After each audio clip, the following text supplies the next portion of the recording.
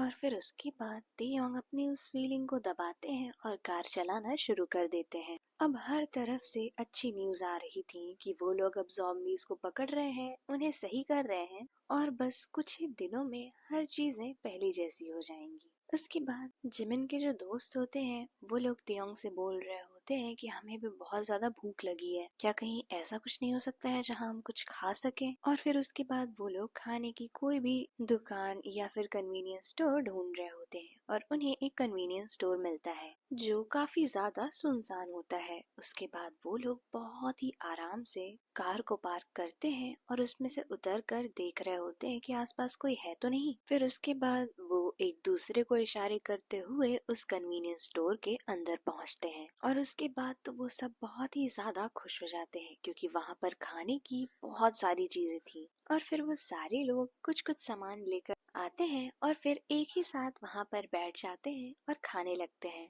उन लोगों को अब बहुत ही ज्यादा सुकून था कि ये सारी चीजें अब खत्म हो रही हैं और जंगकुक सिर्फ चुपके चुपके तेयोंग को देख रहे होते हैं और वो सोच रहे होते हैं कि अगर कोई नॉर्मल डे होता तो मैं इससे इस तरह कभी भी इंटरेक्ट नहीं कर पाता, लेकिन इस पैंडेमिक की वजह से हम लोग इस तरह करीब आ सके। और उधर तेयोंग भी यही चीज सोच रहे होते हैं कि अगर कोई नॉर्मल दिन होता तो इतना बड़ा स्टार मेरी तरफ कभी नहीं देखता। वैसे ही पूरा सच नहीं था, जब नॉर्मल डे था तभी जंगकुक ने उनके बारे में पूछा था, लेकिन फिर भी तेयोंग को तो ये चीज नहीं पता है ना, तो वो भी सोच रहे होते हैं कि इस पैंडेमिक ने उन लोगों को बहुत सारी चीजें सिखा दी। और खा पी कर जब वो लोग वापस जाने की सोच रहे होते हैं तो सब लोग कार की तरफ धीरे धीरे बढ़ रहे होते हैं और फिर जंगकुक बहुत ही प्यार से तेयोंग की शर्ट पकड़ते हैं और बोलते हैं तुम रुको, तो जिस पे तेयोंग ब्लश करने लगते हैं और उसके बाद वो बोल रहे होते हैं कि क्या हुआ। तो जंगकुक बोलते हैं कि मुझे तुमसे कुछ कहना है, जिस पे तेयोंग बोलते हैं हाँ बोलिए।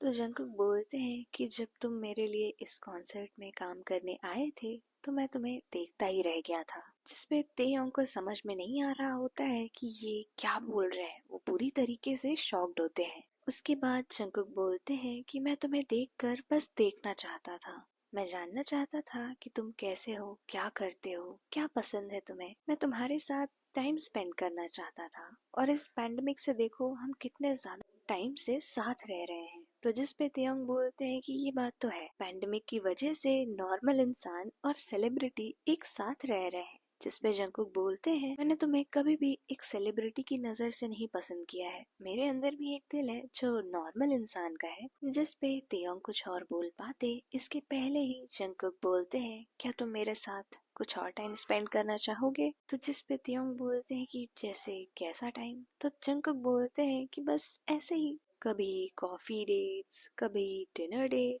कभी ऐसे ही लॉन्ग ड्राइव। तो जिसपे तेयोंग बोलते हैं क्या आप मुझे प्रपोज कर रहे हैं। तो जंगकुक अपने सर पे हाथ रख के बोलते हैं तो अभी तक तुम्हें क्या लग रहा था कि मैं तुम्हें अपनी कंपनी में काम करने के लिए कोई ऑफर दे रहा हूँ। जिसपे तेयोंग मुस्कुरा देते हैं। तो जंगकुक बोलते हैं मैं बोल तो रहा हूँ कि मैंने तुम्हें जब पहली बार देखा तो देखता रह गया, इसका मतलब क्या होता है तेयोंग। तो तेयोंग जंगकुक को परेशान करते हुए बोल रहे होते हैं मुझे कैसे पता होगा इसका मतलब क्या होता है। तो जंगकुक उनकी कमर पे हाथ रखते हैं और उन्हें अपने करीब खींचते हुए बोलते हैं अभी बताता हूँ क्या होता है। और उसके बाद वो तेयोंग के एकदम पास आ जाते हैं, फिर उनके कान पे जाकर बोलते हैं इसका मतलब होता है कि मैं तुम्हें बहुत ही ज्यादा पसंद करने लगा हूँ। और उसके बाद जब वो तेयोंग का चेहरा देखते हैं तो वो पूरी तरीके से रेड हो चुके थे। और इसके बाद वो लोग आवाज सुनते हैं कि उनके दोस्त लोग उन्हें बहुत ही धीरे धीरे से बुला रहे हैं। जिसपे जंगकुक बोलते हैं कि अब हमें चलना चाहिए। और वो लोग बस जाने ही वाले होते हैं कि तेयोंग उन्हें पकड़ के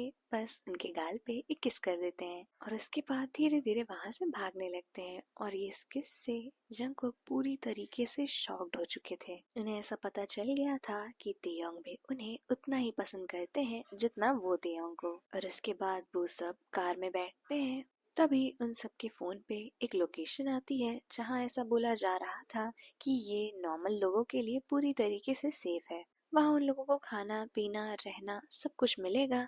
और उसके बाद जब चीजें नॉर्मल हो जाएंगी तो उन्हें वापस से अपने अपने घर जाने की इजाजत मिल जाएगी। और ये मैसेज देखकर वो सब की खुशी का बिल्कुल भी ठिकाना नहीं होता है। वो सब बहुत ज्यादा खुश होते हैं, हाँ थोड़ा दुखी होते हैं कि उन लोगों ने बहुत सारे लोगों को खो दिया, लेकिन वो लोग खुश होते हैं कि कम से कम उन लोगों के कुछ तो अपने जिंदा हैं। और इसी के साथ ये कहानी यहीं पर खत्म होती है।